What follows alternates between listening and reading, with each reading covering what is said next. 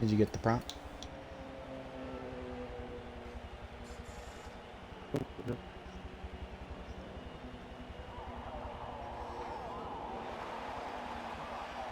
Make sure everything shows up good on here.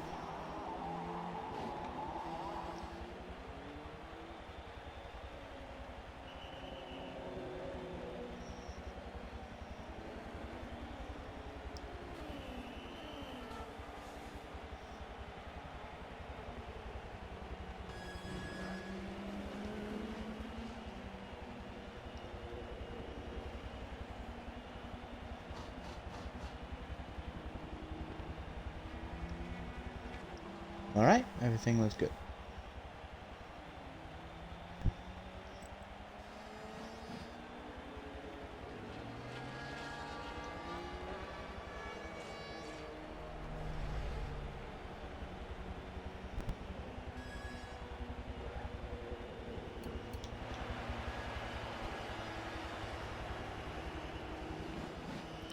Alright, hello everyone. I'm Fan2403, joined alongside AKDJ2006.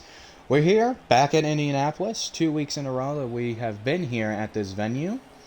So AK, thank you for joining along with me this week. This week, though, at Indianapolis, we are on the road course variant, or the Indy GP circuit.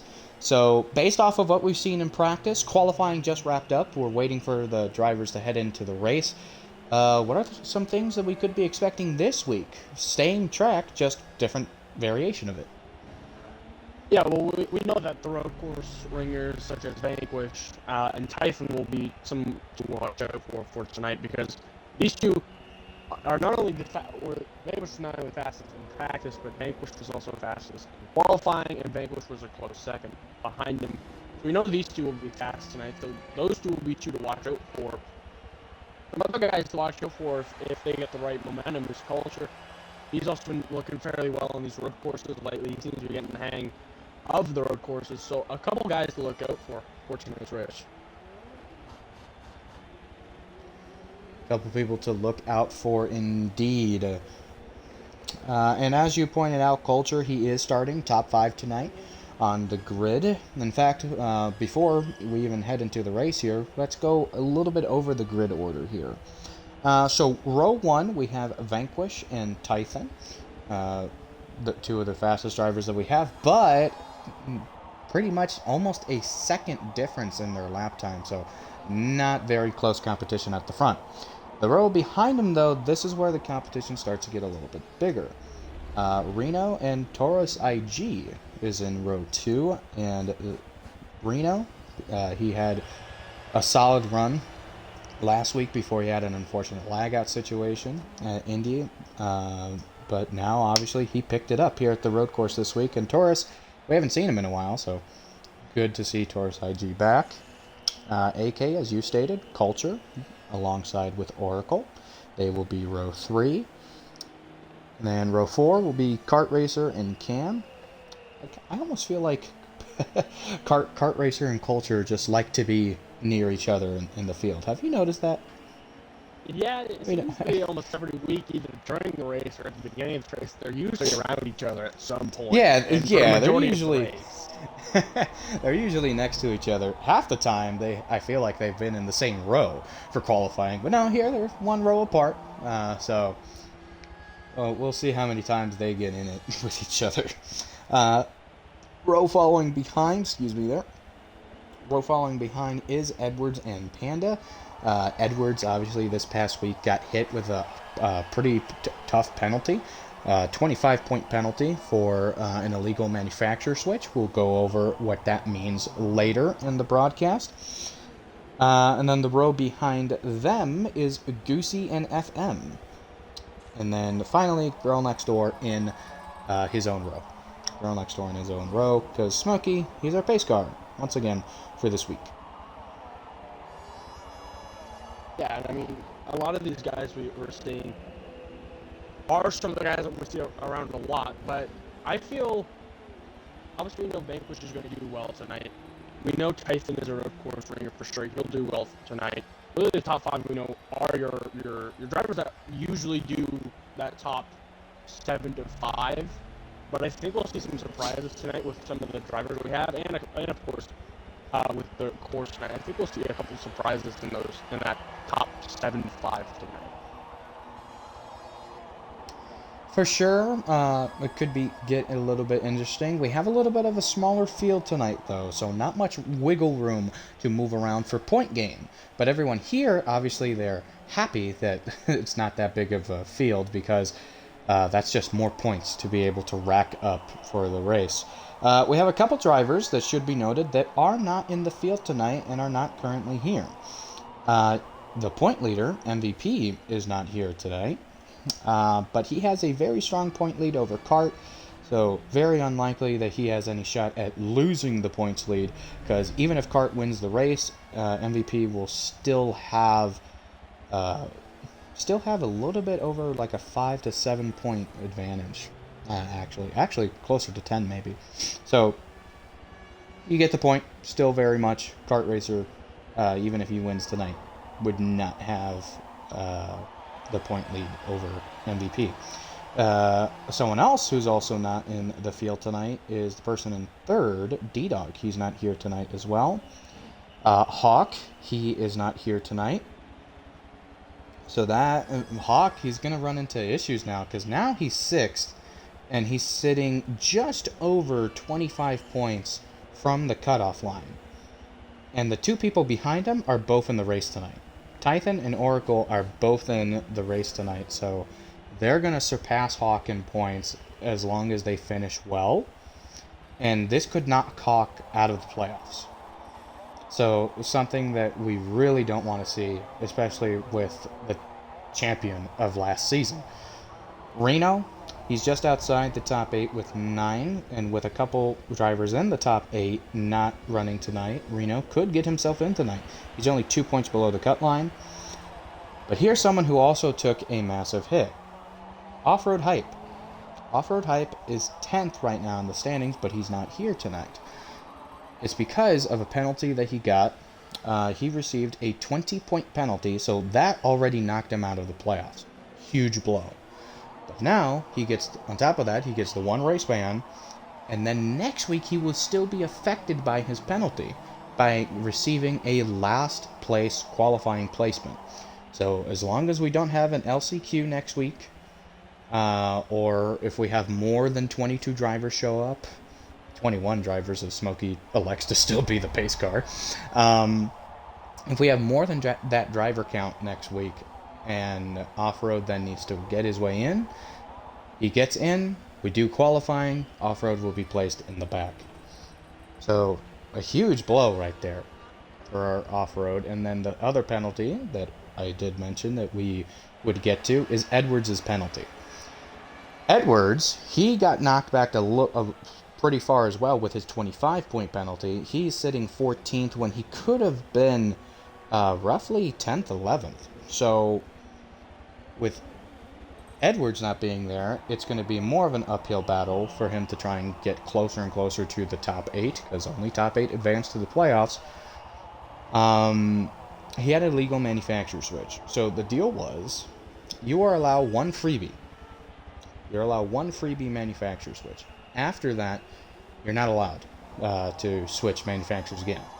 So, for example, if you are running Chevrolet and you wanted to switch to Toyota, you can do that one time.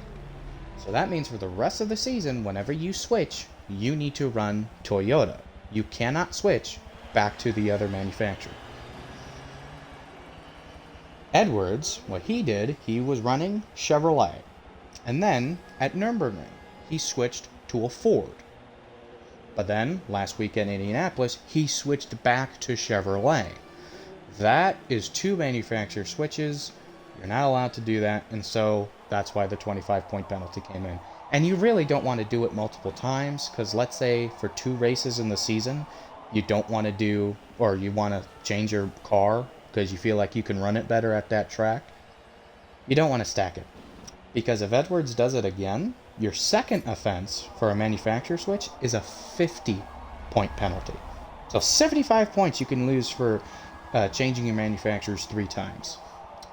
And as AK, you probably know, 75 points is not something to toy around with. No, especially in this playoff format, you want as many points as you can get because a lot of the guys that are getting the wins are at the top of that leaderboard. So even if you're not winning, as long as you can consistently run high, you need those points to run consistently to be in the playoffs. So you don't want to be losing those points to something like that where you're just switching manufacturers constantly. Yep.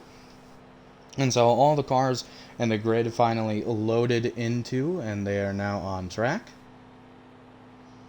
You see Smokey, the pace car, moving right away. Then I believe we should see the grid moving almost right away here.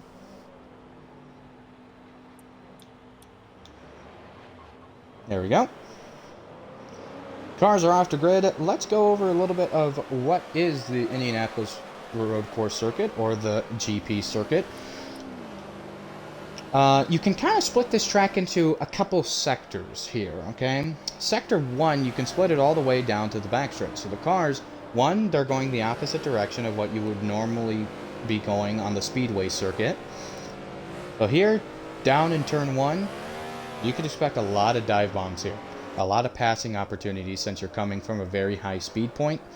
You need to break down all the way to, I believe, roughly 50, 60 miles an hour, or even 40 miles an hour at that turn after you're going roughly 160, 170 plus. Here, turn 3, and turn 2 and 3, very long sweeping corners, and then right here, the kink, these are just suggestions, they're not turns. You could technically run straight through that, turns 5 and 6. There's not really going much room for error there. And that's the end of Sector 1. Here, another passing opportunity, going all the way down this backstretch and heading down into Turn 7. And AK, if you would like to break down the rest of the track as well, go ahead. Yeah, so here obviously is a good breaking zone, but here's also where we might see some drivers overshoot it, coming from that long back straight all the way to a very slow corner. Now we're seeing another set of S's here. Not really as sharp of S's as before, but still, you need to be careful about those. And into the next corner, I believe this would be turn number 10, if I'm not mistaken. You jump down here, and this is now going back into turn number, about middle of turn number 2. Coming into turn number 2, all the way down to turn number 1, or just before turn number 1. Sorry. On the speedway circuit, that is. Yeah, on the speedway circuit, that is. Into a sharp right-hander. But again, a good place to sort of try and get a quick position into. And then with the last 2 turns, it's a sharp left, and then you sort of go through the pit lane close to the pit lane of the regular circuit, and then you're in your final corner, which is long sweeping down to the front straight to complete 1 lap. Vanquish Typhon lead the field, green flag, racing backwards on the brickyard. Alright, we're going down to turn number 1. We'll see if anyone will overshoot it. Doesn't look like it. They'll keep it really good through there. Through turn number 1, a little bit of contact in through the middle of the field. Let's ride all the way back with RZX Cam, getting a little bit bobbly here down in the turn 3-4 area. And now actually almost 3 wide there with Cart and AUG Edwards, but holding strong so far. Right in back. Going to the wall outside. I couldn't quite catch what car that was. That might have been Girl Next Door. Yep, and it is. Girl Next Door got into the outside wall. We will see if that will be called for a yellow. As now we head back over to Vanquish, who is approaching the Speedway Circuit 1-2 area.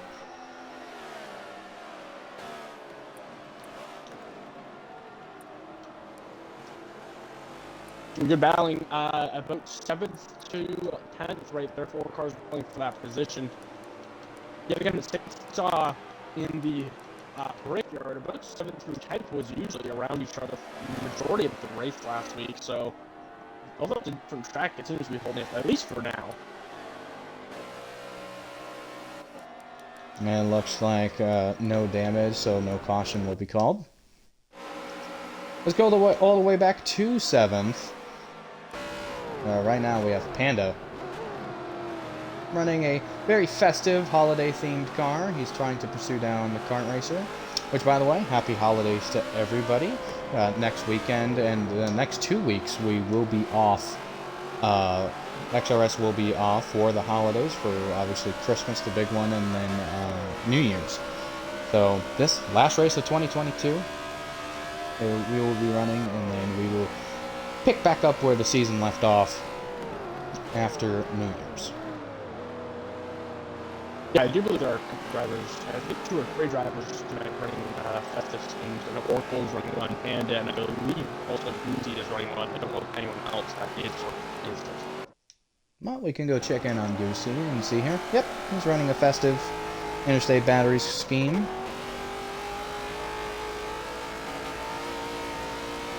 Yeah, just full drivers getting to the festive spirit with their cars tonight. Little quick touches from the drivers. Yeah, just nice, smooth touches.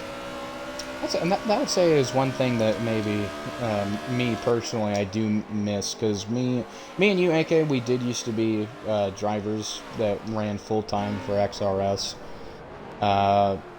and I would say that's the one thing that I actually do miss, making a nice paint scheme for the race, because you can either make a themed one or you can be someone that has the same paint scheme and you run it every race that year. Either way, I loved paint scheme making. But that's just me personally. I don't know about you. Run the same paint scheme for every race of the season. It couldn't be me. Totally didn't make one paint scheme in my entire time in the XRS league, and didn't run it for every single race I entered. It totally wasn't me.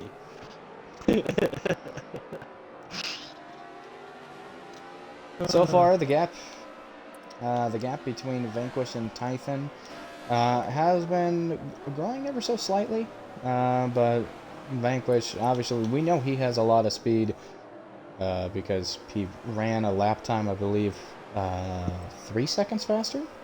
Is that what it was? 3 seconds faster than the rest of the field? It was 3 seconds faster. Yeah, it was around 3 seconds faster, and this is just to the average of the field. So the average lap times of what the rest of the grid was running, Vanquish was running probably 3 seconds above that. But between him and Typhon, there was only just under a 1 second gap. So Typhon obviously would still need to make up a lot of that time, considering a second is still a significant amount of time on a road course. He might get lucky off of cautions, maybe a restart. He could maybe go into more defensive against Vanquish. So we'll see how racing gets amongst the front two, but so far right now, it's pretty much Vanquish going to be leading the way most of the time. And what did we say? Kart culture, they're next to each other. As if they were on cue or scripted. But no. Yeah, 6th, 7th, 8th, actually very close right now. Culture leading that line. Kart pretty much around half a car length to a car length back, and then just 2 more car lengths back to behind Kart is Panda. So yeah, three cars getting close together. If I had bet money, I would say Kart and Culture are going to be close to each other for about 90% of this race. If I had to put money on 2 cars that would be together for most of this race, I think it would be these 2 that we're looking at. Let's see right here. We are going along with the game camera here, so then we can get a better perspective. Turn 1. Kart Racer, we see dive bombing, taking a better line, and he is able to clear Culture and get on by. Yeah, that's we'll see most of our passes tonight. That and probably the backstretch leading to the sharp left. Those 2 will be probably the most common spots for passing, and we'll see most of the passes tonight. Not to say that we won't see some in other corners and other sections of this track, but those 2 will probably be the main ones for tonight's race, where we'll see most of the action for passing ones. Yeah, and you see it through our view right here, heading into that turn 7 area. It's a heavy braking zone, heavy area, and you can expect a lot of cars to get under load. And what do I mean by that? When the car gets under load is when you're under heavy braking. When you're under heavy braking, you don't have much control of your car to go left or right. But what you can do is carry your momentum so that you can have a smoother apex, and then allows you to have a faster exit. Dive bombing, essentially, you're wanting to cut off that person before they get to that apex. So then they force to change their line. Remember, under heavy braking, you can't control left or right very much. So that's the idea of dive bombing. You can't control your car much going left or right, so you're just trying to cut off that momentum. Yeah, and we're going to see a ton of that tonight. Him does lose a couple spots if he got loose coming in turn 1. I think he might have overshot it just a little bit and got loose, so he lost 3 spots for that. But yeah, we'll see a lot of dive bombs tonight. It'll be probably one of the key things we'll see tonight. Because, I mean, like you said, there's hard braking zones. You're going to use momentum to turn in and get a better arc than the other driver, so we'll see a lot of dive bombs for sure. Let's go back up to third place, JW Reno, the 500 winner. Reno, solid qualifying tonight. Very, very solid qualifying. Usually when we talk about road course ringers, Reno is not one of them that we often talk about. Reno's not one that we talk about that often, but recently he has stepped up his game on road courses. He was able to run fairly decent lap times for Sonoma earlier this year, but I believe that race he did a start in park because he was busy. But Nürburgring, I heard Reno had a solid run there. I wasn't there, aka you were the commentator for Nürburgring. Yeah, I think this season Reno's definitely stepped it up with his road course driving, which is no offense to Reno, but he wasn't terribly good at last season. But he seems to have bumped that up a lot this season. He's performed very well at these road courses. So I think that's something he's definitely focused on recently, is getting better at these road courses, and it's shown really well these past couple of road course races. Yeah, Reno for sure is not a driver to slump on. Even though most of his career wins have been at Daytona, and I know what a lot of people say, Daytona is a wild card race. Anybody can win it. That's true. Anybody can win Daytona. But to be repetitive, as Oracle gives a little bump to Reno, but to be a repetitive winner at Daytona, and especially when Reno, what he did just this season, winning back-to-back XRS 500s, that's a big event race, and that's a race where everybody has just that much extra pressure to try and win it. And Reno has been able to do that with ease. So for sure, on the super speedways, Reno is someone to talk about. And he's been put into a position where he's needed to run well at Indianapolis and Homestead. He has won at Indianapolis. He won last season, I believe, at Indianapolis for our open tuned race that we ran here. And then Homestead, he's needed to battle another driver at Homestead for a championship. It wasn't an official season, like a season number champion, so not season 20, not season 19, not like that. We ran a mini season. It was the first time that we had ever did it. It was only a 10 race schedule, 10 weeks, no breaks, non-stop. We go through. There's no playoffs. You just go all the way through. And then the last race, it was between Reno and D-Dog for the championship for that mini season, and Reno was able to win it. So Reno for sure has been put into a lot of situations where he has been very successful.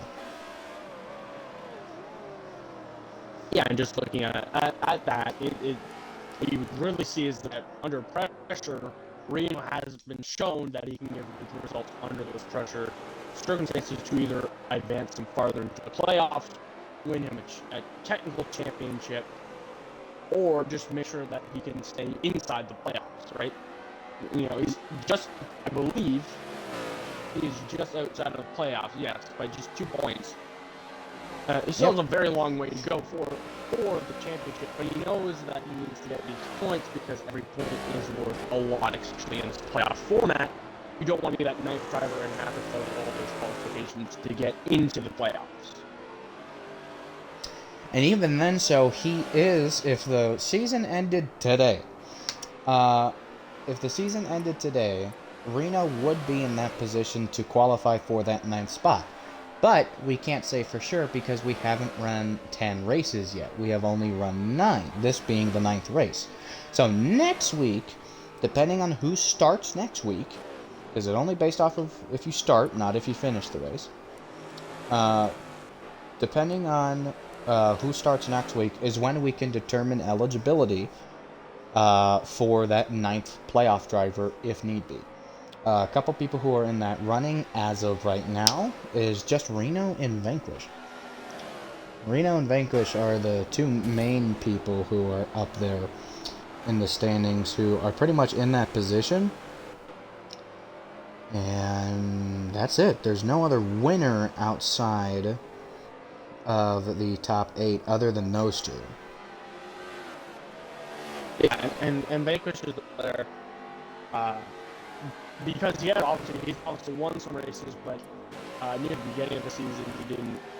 I think he missed a couple of races, and he's also had his lag ups inside races, which is obviously towards the back. So that's really the only reason why Vanquish isn't inside the playoffs. Reno, he got that win, like you said, at Daytona this season. And that's really where he is right now. He's had some really good running. Unfortunately, like you said last week, at Indy he did have a lag out. He's had, I think, 1 or 2 lag outs this season.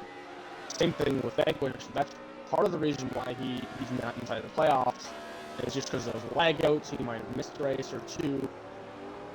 So he's just getting those hot points are obviously out of his control for those, but just he needs to get those high position, high finishes like he is right now, being in that 3rd spot. This would really help him a lot to get inside that playoffs. Obviously, the person just ahead of him inside the playoffs is Oracle, who's just behind him.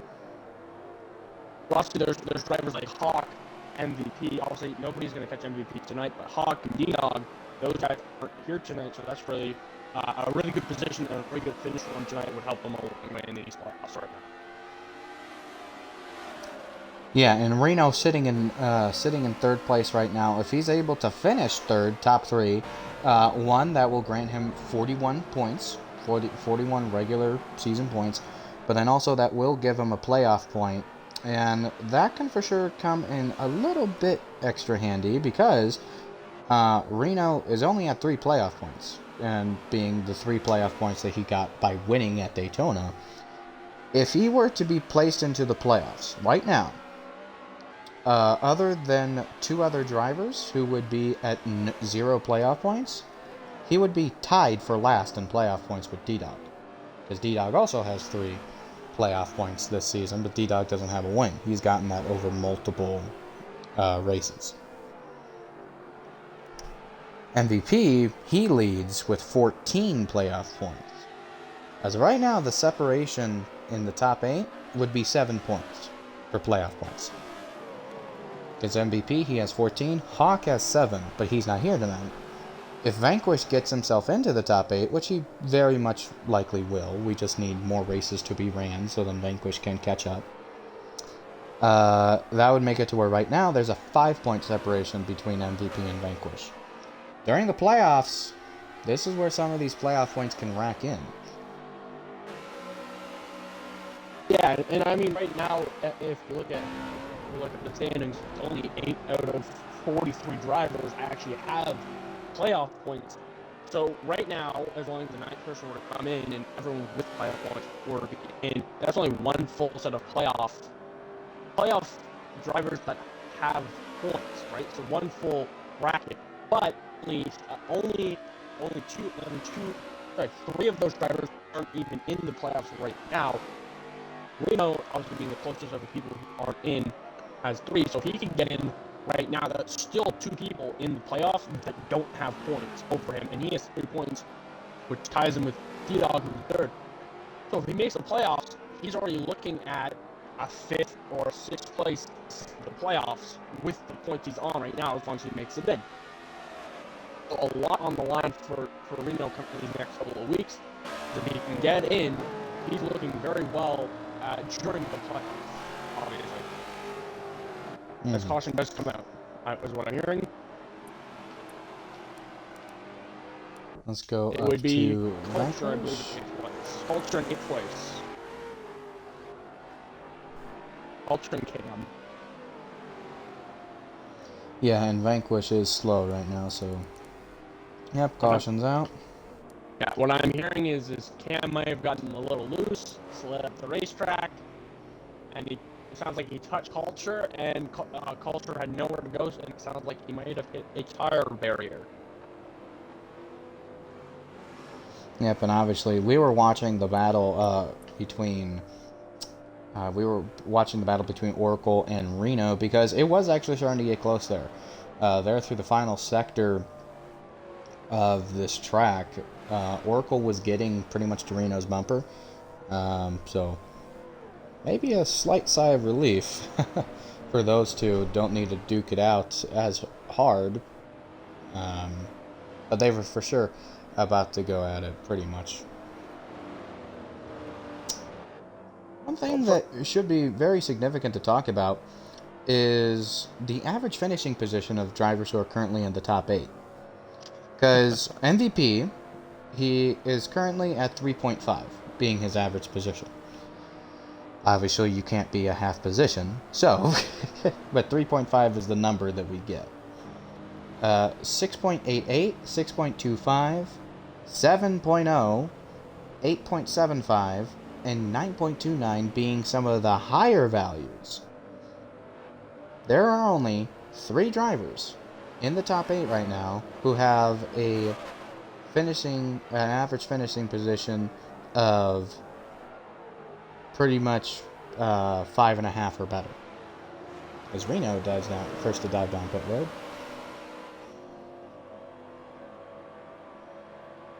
Obviously, Mr. Consistency or Hawk obviously does have the best starting position inside that average finish position. In that top 8 with the 2.83. So I mean, he has missed a couple of races. The last 3 weeks, I believe, is what he's missed.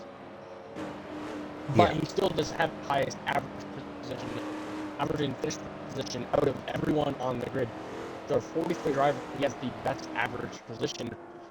So what he needs to do that with is to continue that in order to stay playoffs, because he is one of those drivers now where a couple weeks ago we thought he was pretty much set for the playoffs. Right? If he continued what he was doing, he was pretty much set. He only had one finish outside of the top 3. But now he's missed 3 weeks. He's missed a lot of points, so he needs to continue that consistency when he does come back, whenever that may be, to stay in the playoffs, because he is only 31 points above the cut line. Right? One race, race, and he's probably out of the playoffs, or at least the last spot inside the playoffs. Yeah, because looking as they run right now, even if you finish last in this race, if you finish 12th, that makes it to where you have gained 29 points. So, for the people that are behind Hawk, that being, I believe it's just Tython and Oracle? Yeah. And then Reno in 9th. Yeah, but I'm talking only top 8. So top 8 is just Tython and Oracle behind Hawk. And their gaps are obviously smaller.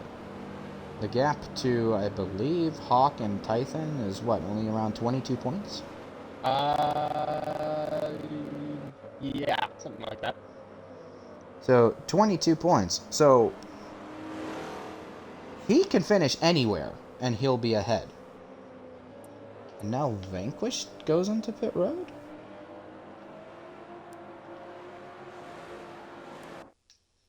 Yeah, Vanquish went down pit road that time.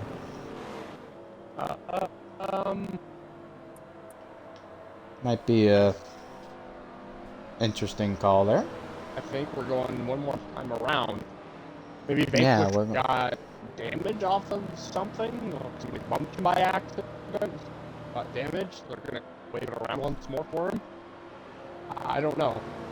Well, there's a handful of cars in the pit road. Yeah. For those wondering if AK goes, like I didn't hear a call or anything like that, AK is listening in with race control, and he gets the important messages from race control. So that's how AK is able to relay that information to us here in the broadcast booth. So, yeah, if we're not hearing anything major, not quite sure why they decided to wave around another time. I could have missed it, but I didn't hear anything out of the ordinary. Besides, besides race control telling everyone to go single file after Vanquish had gone in. So, I mean, my only conclusion is that Vanquish had got damage under caution from either something or someone. Completely accidental, and they just said, sure, go in, and we'll give you one more lap to go around. But, yeah, I don't know. So now Tython and Panda will be first and second. Tython, he was already running top 2, and he decided not to go down the pit road, so we can expect Tython to go out ahead, but the drivers behind him, obviously being Panda, Reno still there, and Oracle, those guys, Reno and Oracle, they were close together in speed, but Panda was at the back, so we'll see how Panda handles in the front. Yeah, and being up front does add a little bit of extra pressure, especially off these restarts, because if you miss a shift, then that's your entire line behind you that's going to get caught up with you on that one, so it'll cause a little bit of problems. We'll see how we handle this. Smokey goes to pit road. Let's ride along with Edwards for this restart. Lap 16 of 47 will be complete. And we're back to green. I think it's that early lead on the inside. Kind of will go block. One. Oh. Goosey dive bombing turn 1, and it looks like he will go around. Nobody else touched him. That is something we said would happen. I think he just missed his braking zone by a little bit. Now Cart and Oracle, they got a little bit side by side with each other. Cart was very loose through the grass, but he recovers, he saves it. And now, look at this cluster, 5th, 6th, 7th, all next to each other. Vanquish getting aggressive, wants to get back up to the front. Now he was almost side by side with Oracle. Now he's going to be side by side with Cam. Let's go along with Vanquish here. Let's see what he does. It's 6 or 7 cars in this small mini pack right now. Racing turns 2 and 1.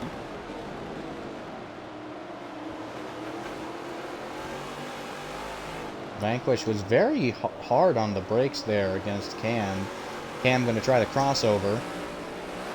Not much to be made with there, and Vanquish goes on by with ease. Yeah, it looked like Vanquish is just trying to get through the field as fast as he physically can. You can see making not really aggressive moves, but just like...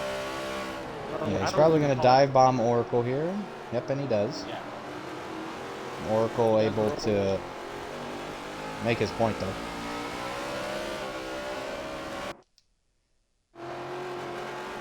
Go up a little further with Panda and Reno.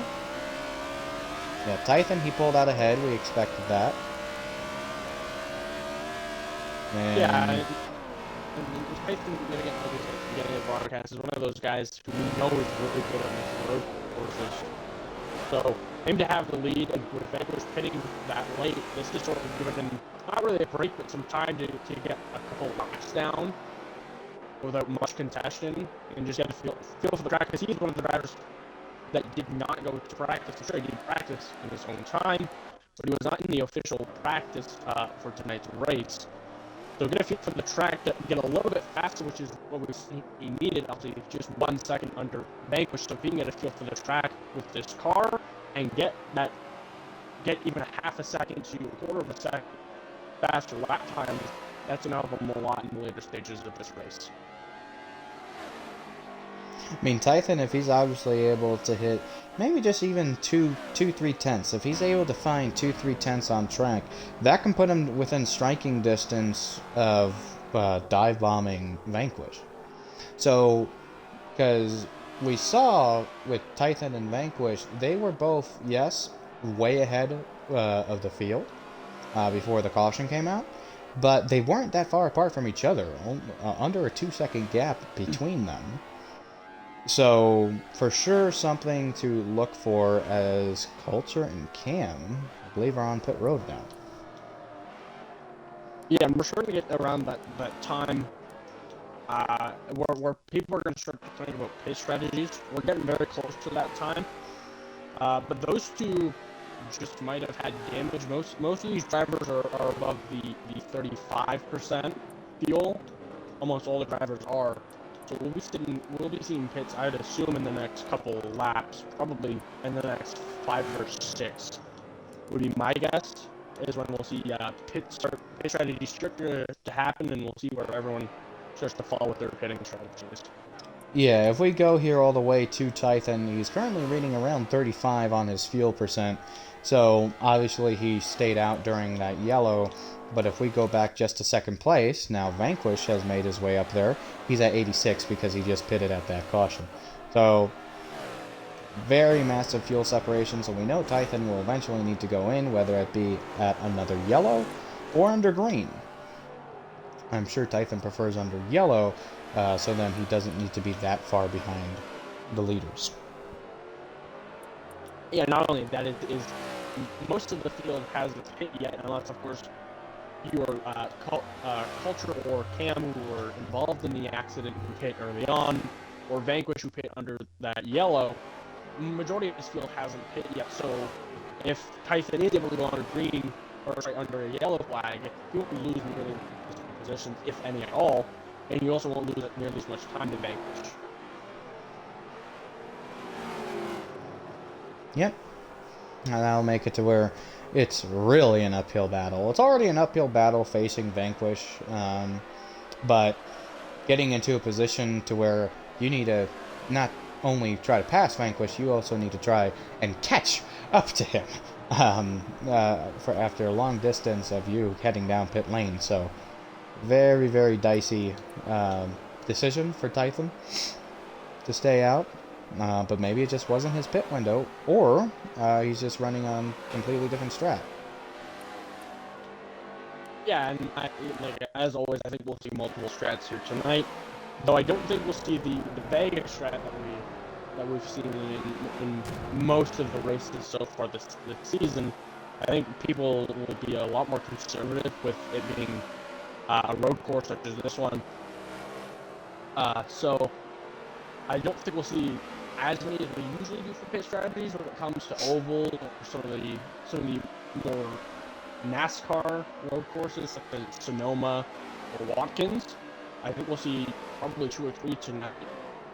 With how small field is and with it being Indianapolis road course, I think we'll see roughly 2 or 3 different pit strategies for tonight's race.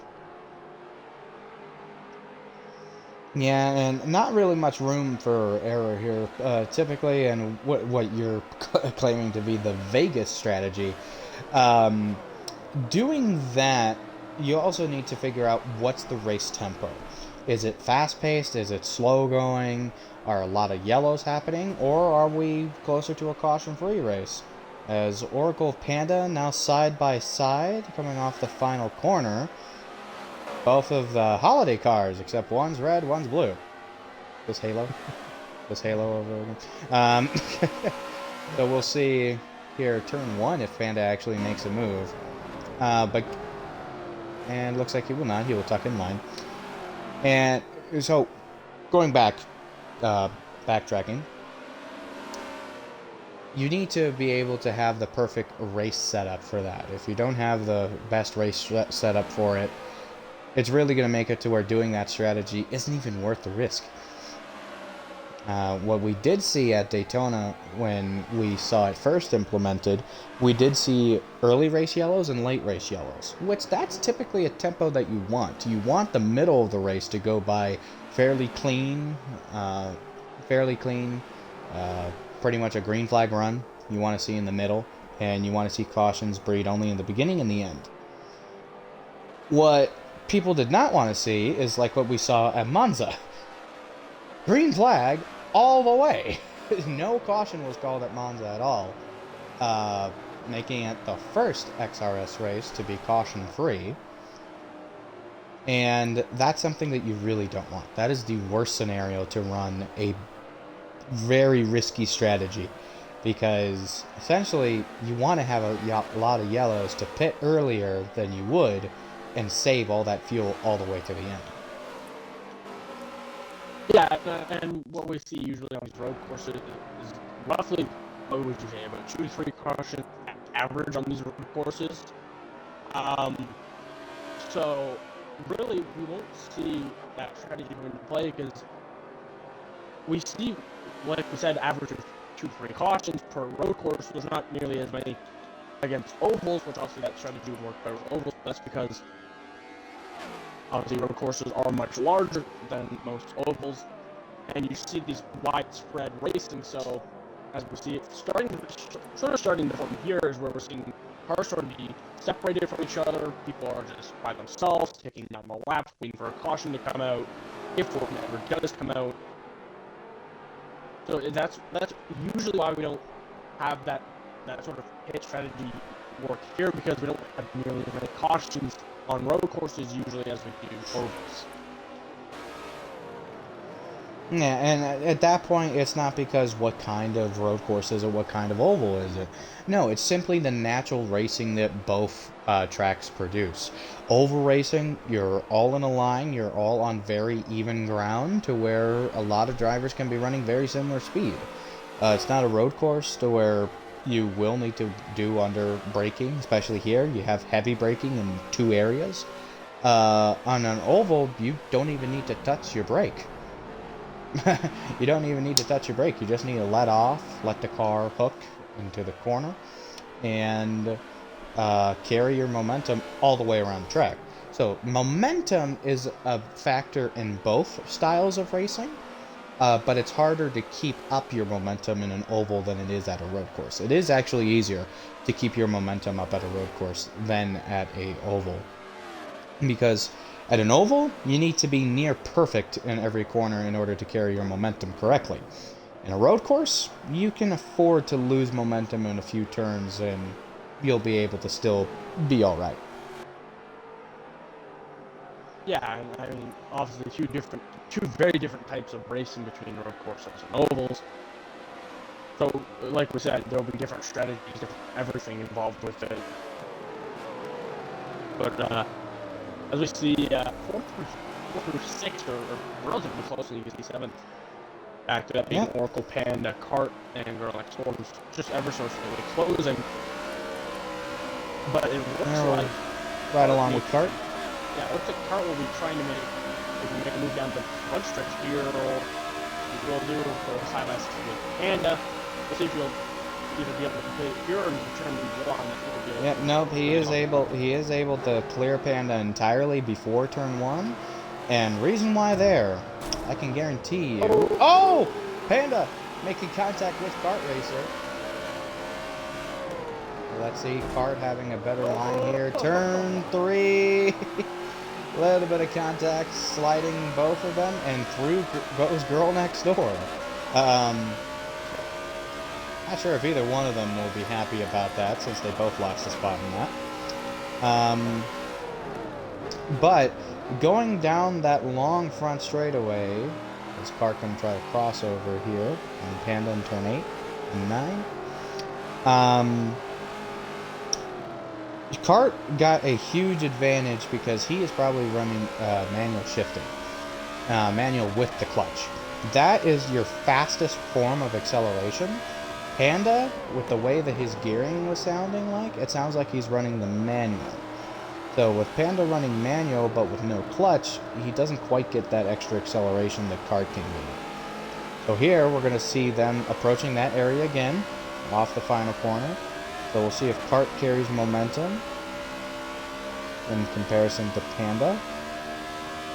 Because you do need to shift up into Gear 4, and there, as they shift, Cart is closing a little bit because of that extra acceleration. And a little bit of a draft there too, I would say. The front and back straightaways are long enough to where drafting can come into play, but obviously not as significant as the old. Yeah, I mean, especially along the back stretch. The front stretch is about 90% of the front stretch. Also, this back stretch here is about half of thirds of one of this race. Not as much here. But yeah, I mean, Cart getting that big of getting that much more speed than Panda could have been a lot of things. It could have been the drive off the corner leading through around the pits, the exit pits. It could have been that final corner, or it could have been the clutch with maybe with clutch or back to back. It was probably a combination of all three of those. As Panda gives the bumper to Cart to get position. Panda gave a bumper to Cart. Panda is seeming just not to give up this position as he goes down into pit road. Panda said, if you want this position, you'll have to. I'm not going to give it up for you. So, very interesting choice there for Panda to race Cart as aggressive as he did, only to eventually just head down pit road.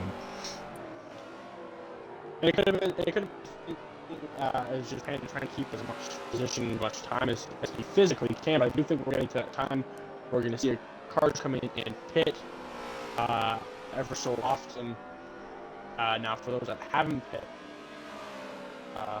So we'll see what everyone decides to do, what everyone is doing. But I can say the leader's going to have to come in here very shortly, and I think he'll come in this time by, actually. Let's ride along with Tython as he just entered the Speedway Turn 1 area. And it looks like he will go to pit road. Yes, Heads down this time. Yeah. And now with this being Tython's only pit stop, he doesn't need to pit for the rest of the race. Vanquish, he did pit, but earlier. So either Vanquish has it more timed out and he knew when to pit in order to make it to through the rest of the race, or Vanquish is gonna try and save up a little bit so then he can have this early advantage right here. Because now, let's pull up the track map here. There's gonna be a big separation amongst these two drivers. So now let's look at Reno on the track map. There we have Reno highlighted in blue and Vanquish being the leader highlighted, approaching the turn 7 area, and pretty much the gap of that entire back straightaway is the gap between Vanquish and Reno right now. That gap can very much get way bigger because Vanquish is running much faster lap times than Reno. I believe the separation between Reno and Vanquish was a little bit over 2 seconds, 2.5 seconds. Because Reno, he was running closer lap times to the field average of what we were seeing. But Vanquish, like we said earlier, running around 3 seconds faster than Reno. Or faster than the field, sorry. Yeah, and just looking at all everyone's pit strategy so far, it looks like we have about 2 different strats right now on track. Between all the drivers, it looks like most of the people are running what the strat Vanquish is running on track. But then you have sort of what Panda and Tython are running as sort of the second strat. Though it was about a lap or 2 apart from each other, it's roughly about the same lap, it'll be roughly about at the same fuel mileage and same tires. So we'll consider that those two cars being the same strat. So roughly right now we got 2 different strats. Now whether the first strat, like everyone else, like Vanquish, are running, is going to make it all the way to the end. I don't think it will, at least for some people. If some people are really good at saving, such as Vanquish, they might be able to make it that stretch that far along. But I think most people on the first strat will have to come in once more.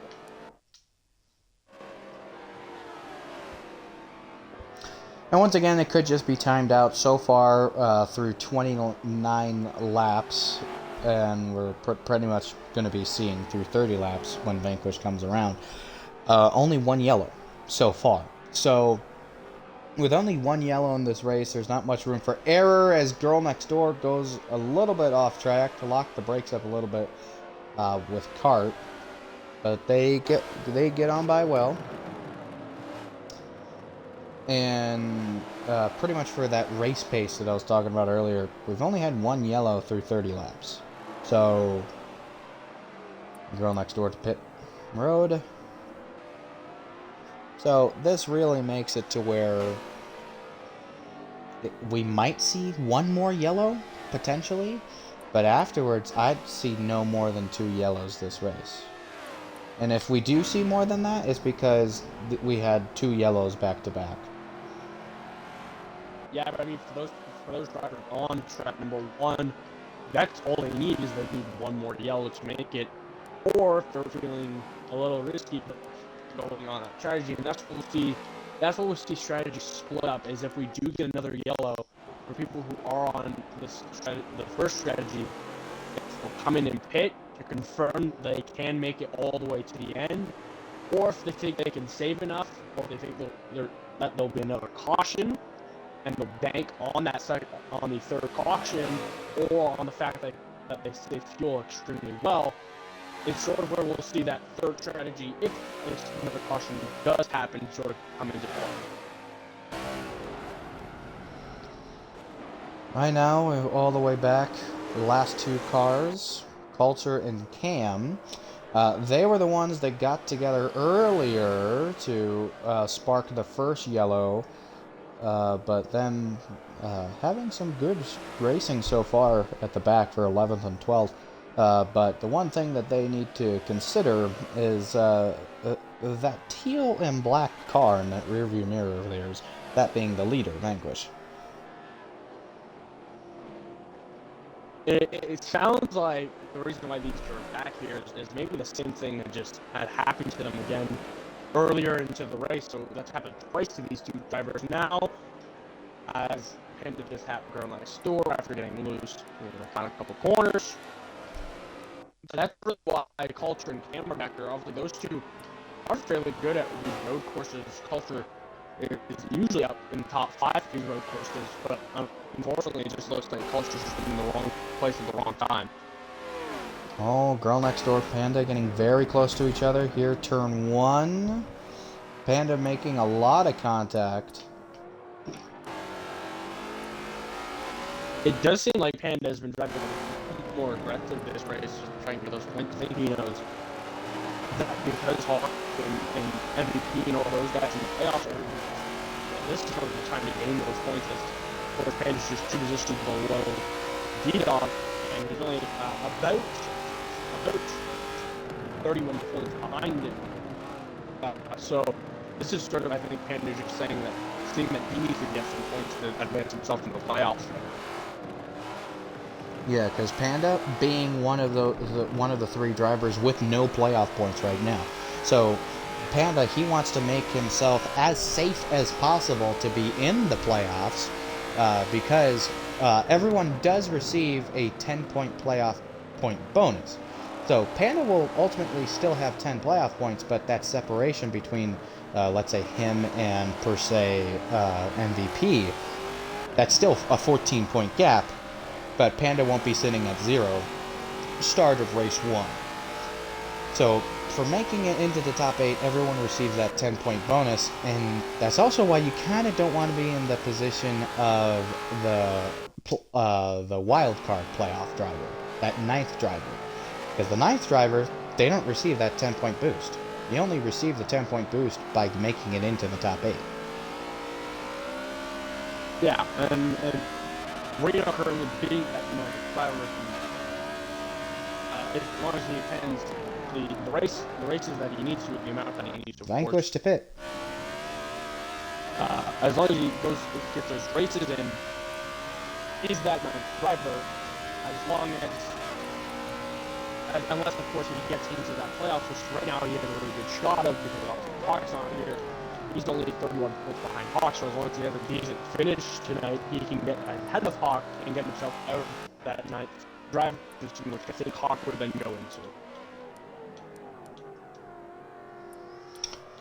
Yeah, after this race, we will see if Hawk does get knocked out of the playoffs.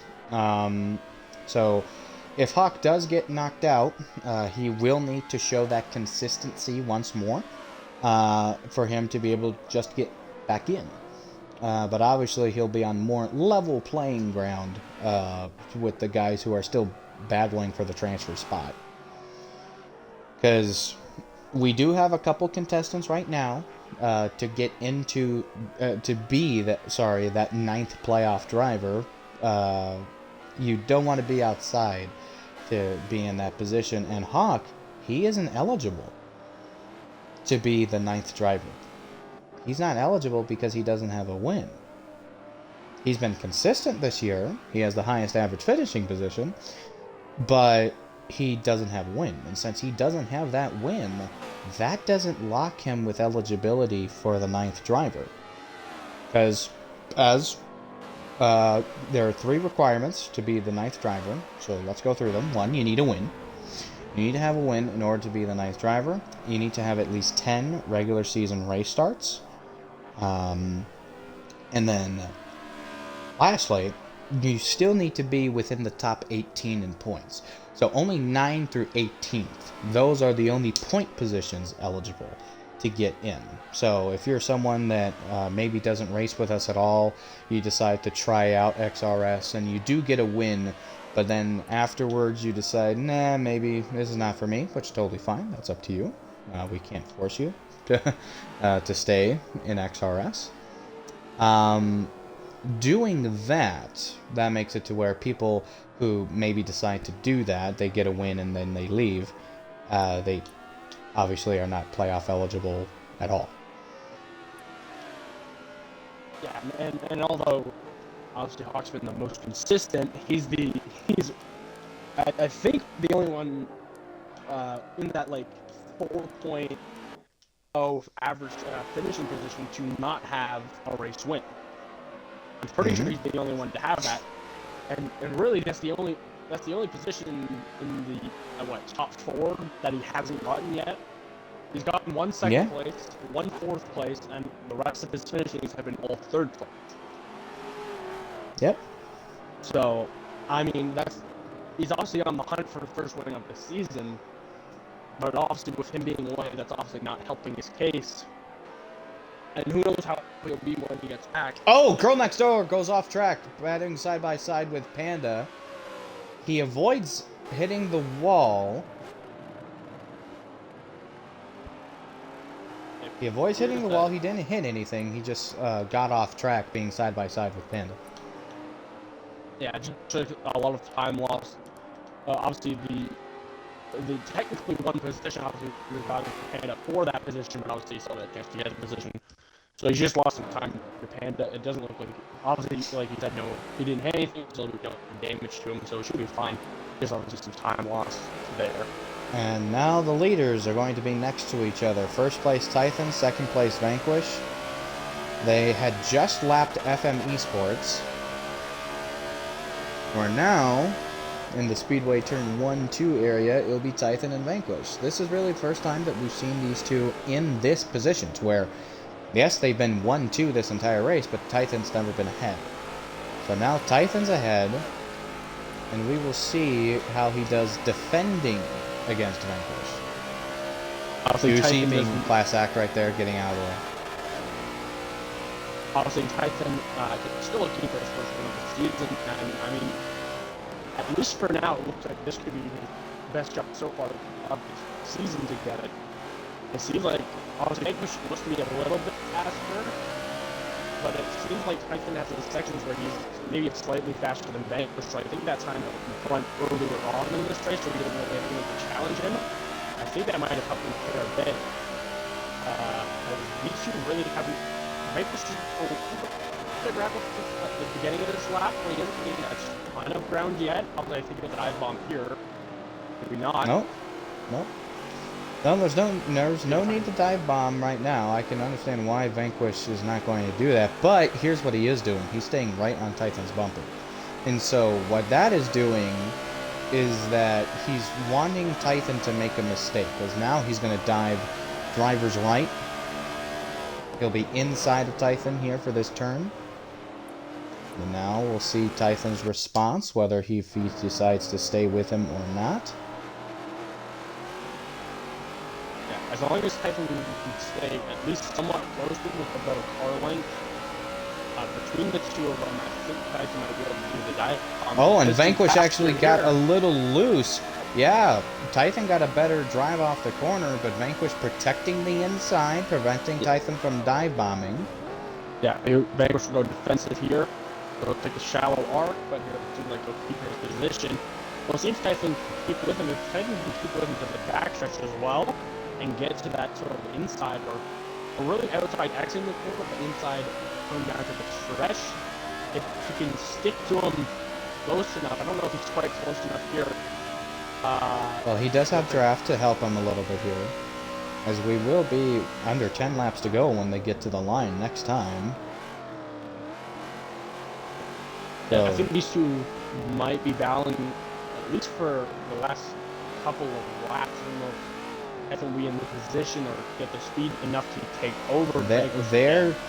Their Titan lost time through the S's. He lost time through the S's, so now Titan is in catch-up mode. He needs to make it to where, at least on the straightaways, we'll see if Vanquish gets loose this time, heading through the last corner, because he got loose running through there last time, and Titan got a really, really good exit. But here, I'm sure both of them not wanting to make that mistake, and neither of them do. So now this is a red alert for Titan. This really makes it to where, unless Vanquish makes a mistake, Titan is not going to be able to get to him. So, because the only way here through turn 1 and 2, it looks like Titan is a little bit faster than Vanquish through turn 1, 2. I think these two definitely have their sectors fast. I think Vanquish has maybe a couple more sectors than Titan, but it looks like through those first 2 or 3 corners, Titan is a lot faster than Vanquish, but unfortunately, Vanquish is just a little too far for Titan to be able to do anything through those first 2 or 3 corners. So. Yeah, and so it's the heavy braking zones. Titan, he can't afford to lock the brakes, because that locking the brakes is a killer to your momentum. It's a killer to your momentum, and you cannot afford to do that at all. If you do that, Titan's race is over. But what he does need to do, he needs to be able to get close enough to Vanquish in the straightaways where drafting actually matters, meaning the front and back stretch.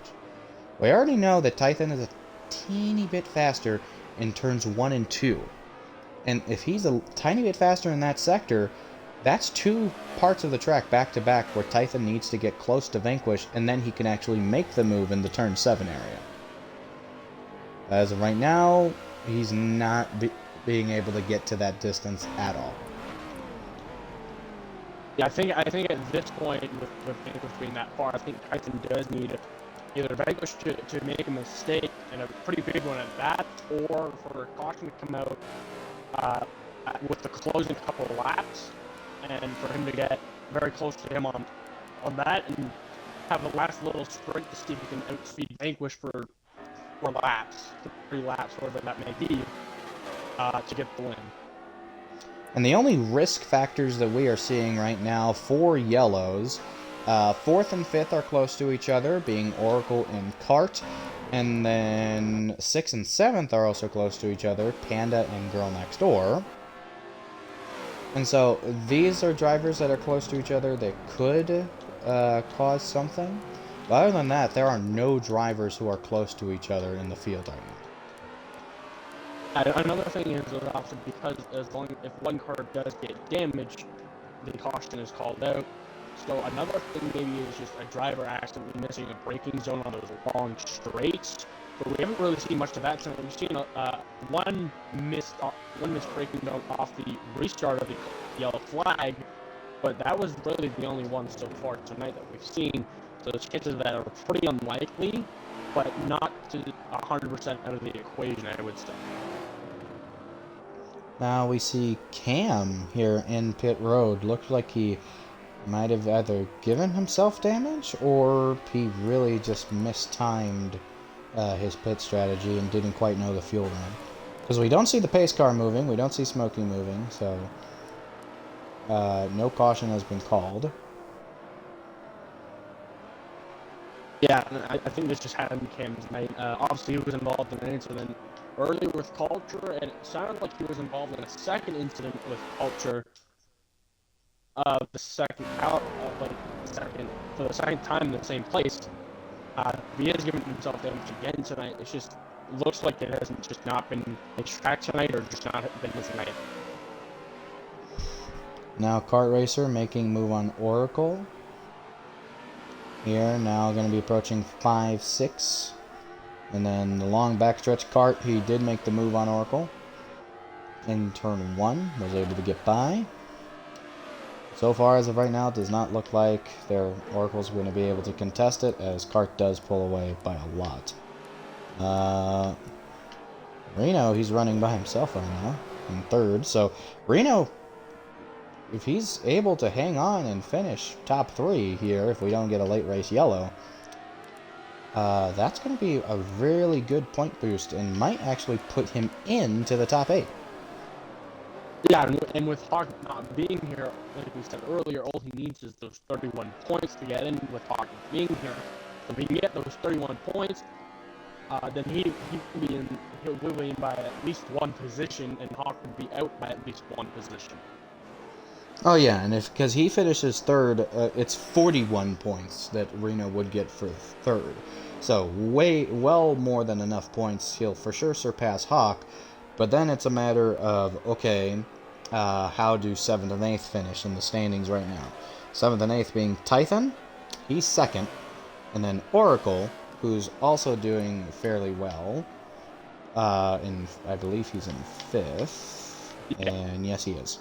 So, but Reno is already going to outpoint Oracle.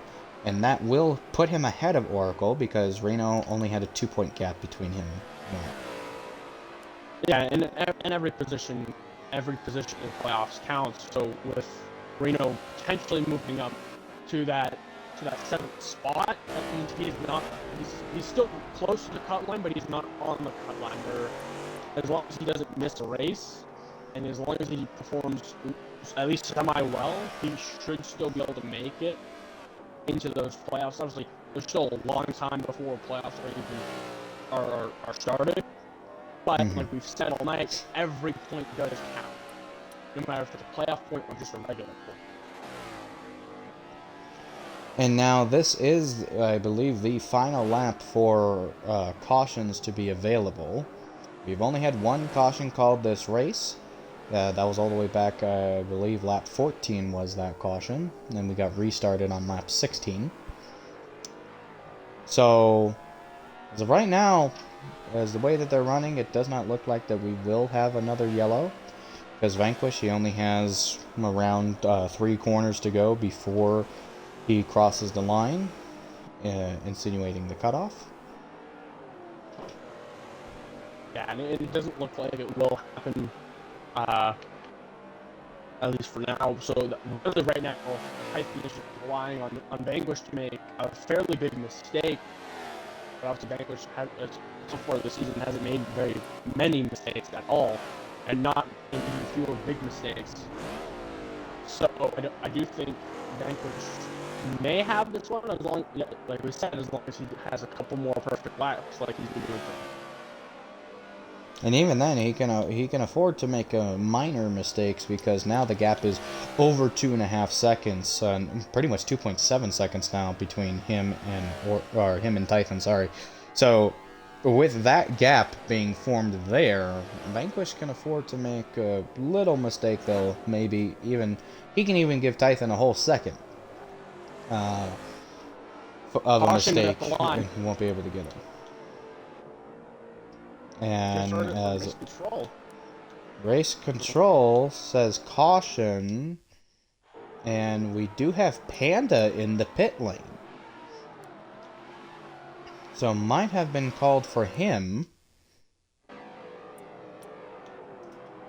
as we don't see anyone near Panda who might have been with him. We'll go to Girl Next Door. He was the closest to Panda. And we'll look quick at the damage evaluation. There is no damage on Girl Next Door.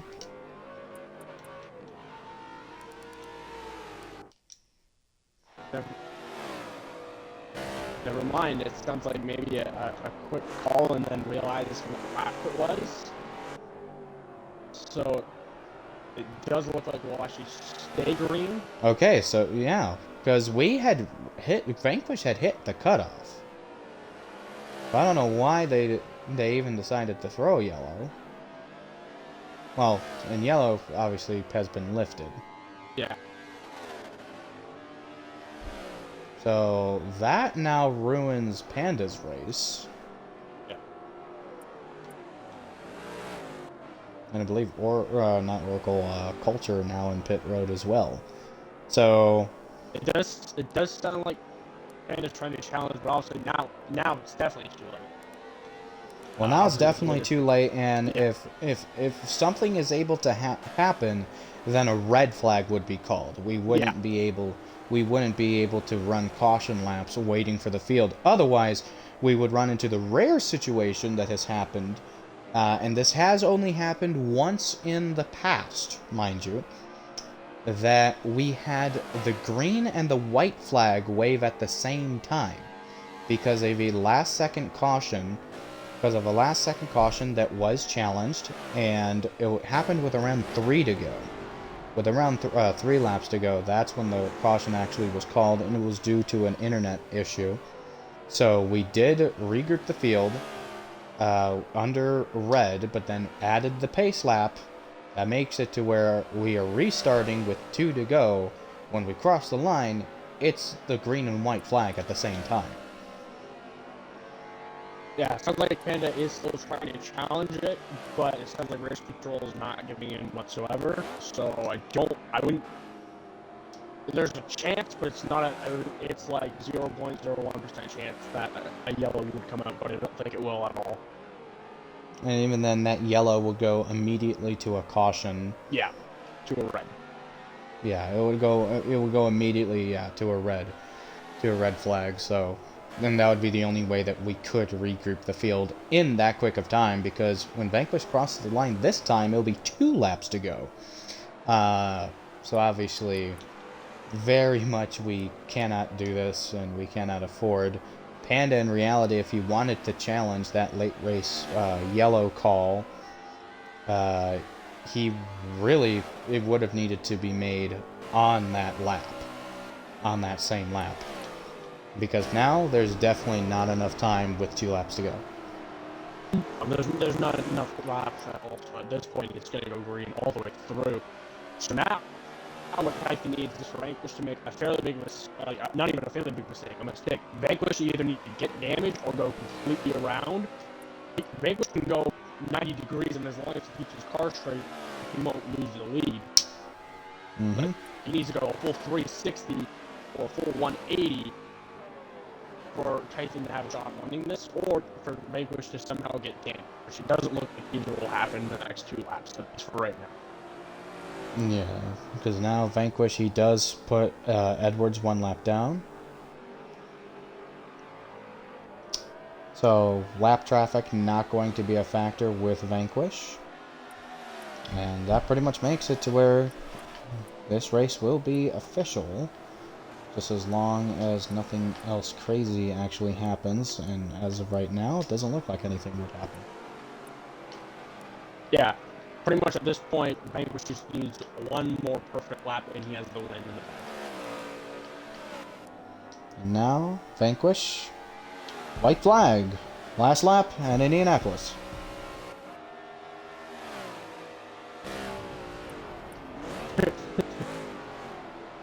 There are a couple smaller packs for position, but for the most part, it's pretty much spread out. Yeah, in reality, only 4th and 5th are near each other, that being Cart and Oracle, so it could actually be a good finish there. after we see Vanquish cross the line, there will be enough time for us to view that battle. As right now, the top three is looking very, very clear. Vanquish, Tython, and Reno. Very good points today for both Tython and Reno. And obviously, Vanquish just every week inching and inching his way closer and closer to finally getting into the top 8. Yeah, right. He is only 3 positions out of the top 8, and with just 11 points being out of the top 8 as well.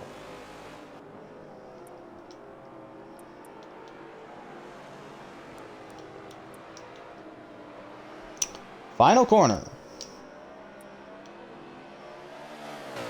Vanquish comes around, and he will be able to take the checkered flag here at the Indianapolis Road Course Circuit. And now we have black screen. I believe Smokey is the one who is leaving right now. I don't know if Cart and Oracle's still going on, though. Yep. Obviously, this is their last lap. Yep, this is their last lap that they are currently on, and Kart Racer around! Unfortunately, Oracle can't stop, or else he'll lose the position to go next door, though it did look like he thought about stopping, because he did come to like a crawling speed through the middle of the corner. After the checkered flag, Oracle and Kart. I'm sure Typhon's wishing that came just a couple laps sooner. Just 5 laps sooner. And, well, we'll see. I don't think we will be able to get Tython in, as he usually declines the post-race interview. And so Oracle will end up grabbing that 4th place spot over Kart, and Girl Next Door grabs 5th. Because of Oracle and Kart Racer getting into each other.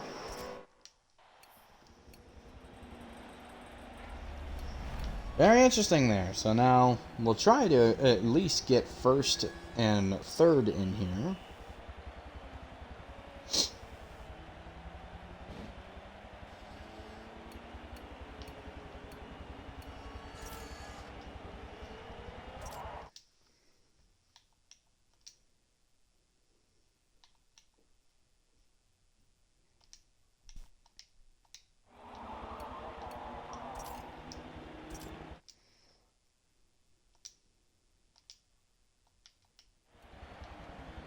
And we will still invite Tython just to see if he would like to join in.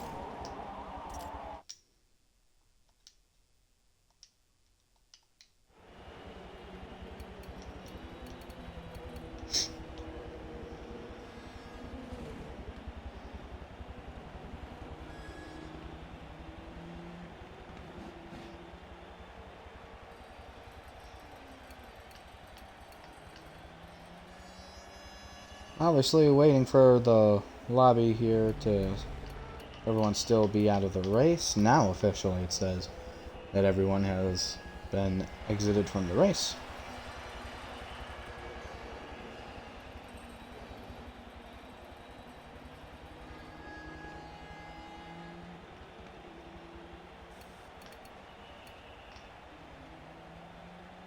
We will try to get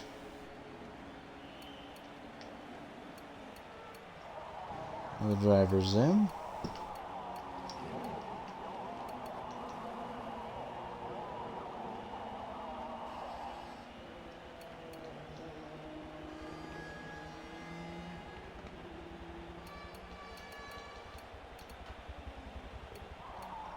Yeah, and Tython obviously most likely declining as he did in previous weeks. So I believe we do have Reno and Vanquish here though. So Reno, Vanquish, small little mic check. Yep, I got you.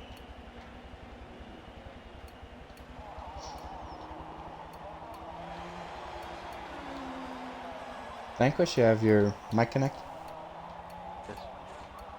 That is Alright, just making sure. Alright, so here we go with post-race interviews. Obviously, Tython declining. even though he did finish second tonight. But we still have first and third in here. So third place, Reno. Reno, very, very well done, very well driven. You looked a lot faster than normal, and you would normally run on road courses. And in reality, this season, we've seen a trend that when you are able to be here and you're able to race and get really into it, into a focused mindset, we've seen you step up. So has it been a focus for you this year to really emphasize on road courses? To at least be a little bit better than you were in seasons past? Yeah, I'd say it's an emphasis because ovals like Daytona or Indy or Homestead, you don't really know what's gonna happen there. There's more unpredictability than there is at road courses, and if you can get consistent laps down, then it comes down to pit strategy. So it's been going well though, for sure. Yep, and now with you were sitting in ninth for the playoffs, just 2 points outside getting into this race. And so now the person that you needed to outpoint was Oracle, and you did outpoint him. So after this race, we'll see the official point count, obviously after penalties and everything to be distributed. As right now, it's looking like you have gotten yourself in to the top 8. So good on you there. Do you have anything else to really focus on for the rest of the regular season? Just need to be able to put more good runs together like tonight, because kind of had the same thing last season where if you get hot at the right time, you're unstoppable. But if you get cold, right at the beginning of the playoffs, like I was last season, then you're not going to go anywhere. It doesn't matter how many wins or good finishes you have. So just stay consistent. All right, and let's hope you do reach that, and good luck to you for the rest of the season. And now, AK, we'll go with you and Vanquish. Yeah, obviously, first of all, congratulations on the win tonight, Vanquish. It did look like he had some challenge tonight from Typhon. Maybe not towards those last couple, 3 laps, but it looked like with 10 to go, it looks like he might have been able to give you a little bit of a challenge. How were you able to get by him? He got loose in one of the corners and I got by him, but yeah, he definitely was way faster at the end of that race for sure. But his quality, he was like 8/10 faster, I think. Yeah, he was I think 8 or 9 tenths just under you. But obviously, you were there for the last half of the race, but it looked like you were sort of just pacing yourself for the first half of the race. So was that sort of your strategy, is just to sort of wait until the last half to really get going, or did that just happen to play out that way? Well, I was gonna try to do a one stop. I wasn't sure how long the car goes on fuel, so I was fuel saving sort of a little bit, and we got a caution, so then I had to stop.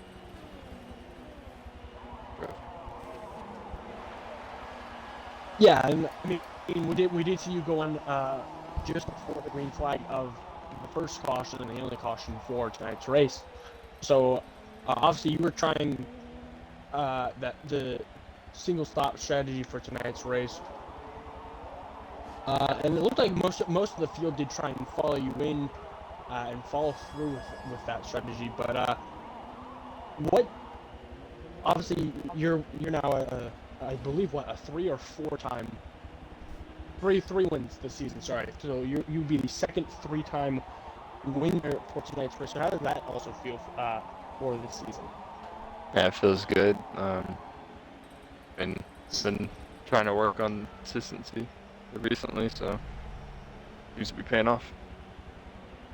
Well, obviously, the leaderboards tell us that you have been doing fairly well in that department. Obviously, with the 5.0 average finishing position, 5.8 to be exact average finishing position. So it does look like you've been doing that fairly well for the races you have entered for tonight. I'm sure they'll go up after this race. Oh yeah, that will definitely go up after this race. That'll probably go to the or 3 point something would be my guess. But obviously, yet again, congratulations on the race win tonight. Obviously, that should also put you either very close to being into the playoffs or in the playoffs. So that's another thing to look forward to. Obviously, points are updated, but as always, congratulations on the win tonight. Thank you. With all that being said, thank you, AK, for joining me once again here in the booth. And as a message to everyone who watching, and also all the drivers who competed tonight, have a safe, wonderful holiday break. We will be going through a break, and we will not return to finish the remainder of this season until 2023. So, obviously, everyone have a very safe and happy holidays. So now, AK, thank you once again. And some final recap, final thoughts on what you thought from this race? Yeah, I mean, this race was a very nice and clean one, which is what we usually see from these road courses. Is not those 4 caution, 3 caution. We usually see the 1 to 2 caution area for these races. So it went about as well as everyone expected it to go.